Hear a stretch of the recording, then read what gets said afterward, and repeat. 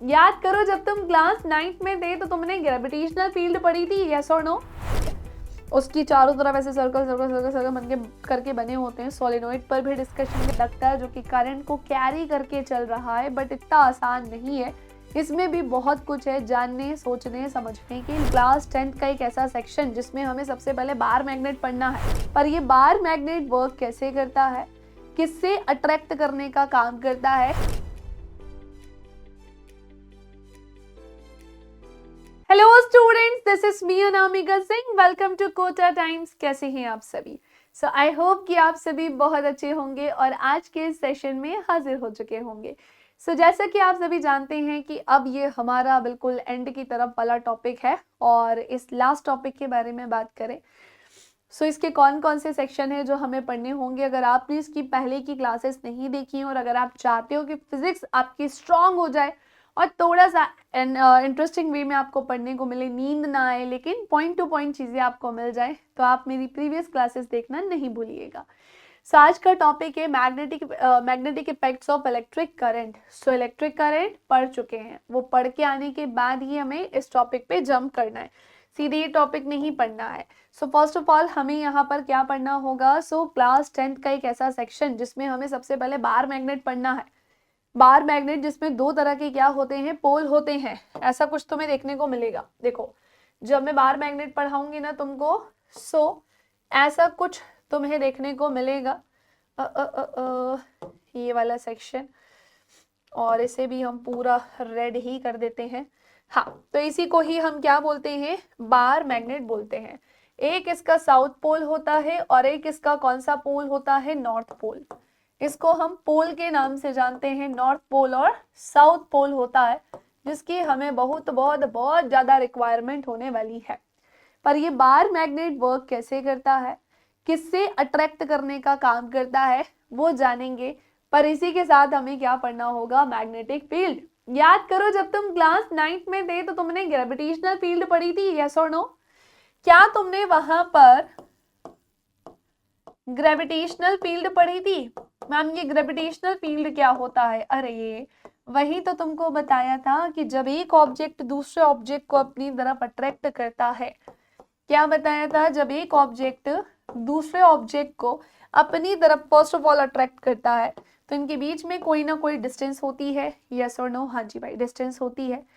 पर जब ये अट्रैक्शन होता है तो इनके चारों तरफ क्या होता है, ग्रेविटेशनल फील्ड। जैसे जैसे डिस्टेंस बढ़ती जाती है ना ऑब्जेक्ट के बीच की, तो इनकी जो ग्रेविटेशनल फील्ड है वो भी स्लो होती जाती है, मतलब कम होती जाती है।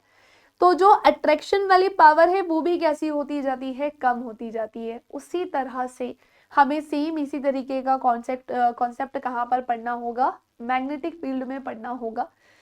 हालांकि सेम तो नहीं बोलेंगे लेकिन मिलता जुलता ही कॉन्सेप्ट हम यहाँ पर बोलेंगे। और इसी तरह से इलेक्ट्रिक फील्ड भी होती है जहाँ पर एक चार्जेस बेसिकली होते हैं, वहां पर अट्रैक्शन भी होता है, रिपेल भी होता है, सारी चीजें। पर वो किसके अराउंड होती है, इलेक्ट्रिक फील्ड के अराउंड। उसी तरह से ये जो बार मैग्नेट है इसके चारों तरफ क्या होता है, इसके चारों तरफ होती है इसकी मैग्नेटिक फील्ड। उस पर हम करेंगे डिस्कशन।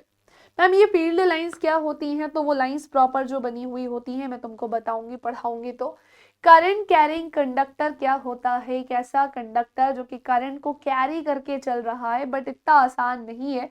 इसमें भी बहुत कुछ है जानने, सोचने, समझने के लिए। सर्कुलर लूप क्या होता है, न जाने कितनी बार इससे क्लास 10 बोर्ड एग्जाम में क्वेश्चन बनते ही हैं सर्कुलर लूप से, तो वो वाला सेक्शन भी हम जानेंगे। सोलेनोइड क्या होता है, पतली सी छड़ होती है, उसकी चारों तरफ ऐसे सर्कल सर्कल सर्कल सर्कल बन के करके बने होते हैं। सोलेनोइड पर भी डिस्कशन करेंगे कि कैसे उस छड़ से सोलेनोइड कनेक्ट होता है और फिर वो करंट को फ्लो कराने में हेल्प करता है। डोमेस्टिक इलेक्ट्रिक सर्किट के बारे में भी हम यहाँ पर जानेंगे, जो कि काफी ज्यादा इंपॉर्टेंट सेक्शन है। समझ पाए कि नहीं समझ पाए?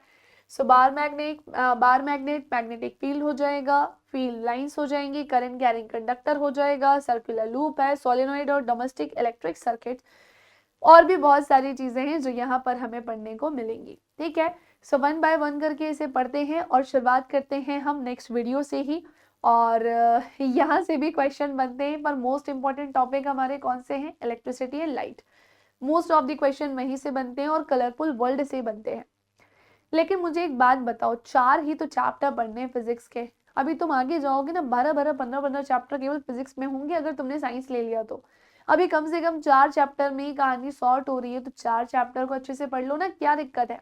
ठीक है, सो पढ़ने का तरीका तुम जानते हो कि सब एक वीडियो में नहीं मिलेंगे और सबकी 7 अलग वीडियोस भी नहीं बनने वाली हैं, बल्कि यहाँ पर हम क्या पढ़ने वाले हैं, सो यहाँ पर हम पढ़ेंगे इनको अपने अपने सेक्शंस में डिवाइड कर के, हार्डली 3 to 4 वीडियोस बनेगी इसकी, जो कि आप तक मैं पहुंचाऊंगी और उन 3 to 4 वीडियोस को हम डिस्कस करेंगे। सो फिनिश करती हूँ मैं आज का ये वीडियो, बहुत लंबा नहीं है, एक छोटा सा ओवरव्यू था। मिलेंगे हमारी फर्स्ट क्लास में, bye bye, take care, thank you class.